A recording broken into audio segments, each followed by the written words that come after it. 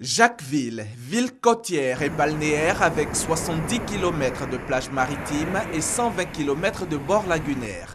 Des atouts qui font rêver, mais pas sa jeunesse, car pour celle-ci, tous les jours se ressemblent. Lorsque je m'y lève, compte tenu du manque d'emploi, je prends ma ligne et je vais à la pêche pour essayer d'avoir de quoi manger pour nourrir la famille. Que sa canne à pêche lui revienne bredouille ou pas, Daniel inscrit dans l'agenda de son oisiveté deux autres activités qui reviennent comme les vagues de la mer. D'abord, aider sa mère à confectionner des balais, ensuite aller rejoindre ses amis. Je m'y rends auprès de mes frères où nous avons l'habitude de s'asseoir et de partager, même souvent, un pot ensemble là-bas. Nous donnons des conseils et discutons un peu de nos problèmes.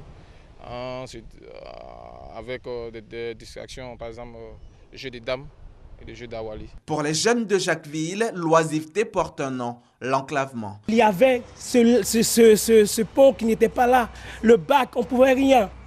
Mais comment tu veux faire des activités dans le domaine touristique, quand tu apprends des gens qui ont quitté Abidjan, ils vont venir pour rentrer à Jacquesville, ils mettent 5 heures. Comment ils vont pouvoir visiter Jacquesville et puis repartir? Une situation qui fait fuir les entreprises. Il y a plus d'une décennie, une usine de transformation de noix de coco, l'une des rares à s'implanter à Jacquesville, s'est délocalisée, laissant derrière elle de nombreux jeunes sans emploi. Une des victimes de cette délocalisation se souvient encore de cette époque. Même la ville, c'était de l'ambiance. Au niveau même des commerçants, bon, ça marchait, les commerces, ça marchait très bien. Et vraiment, c'était bien.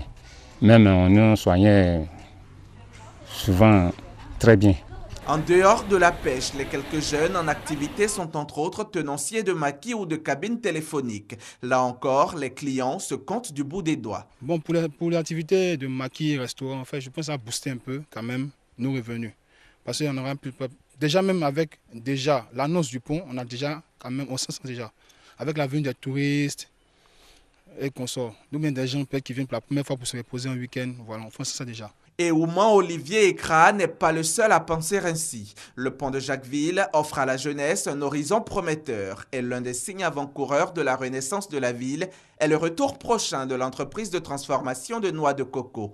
Une opportunité certaine d'emploi pour la jeunesse de Jacquesville.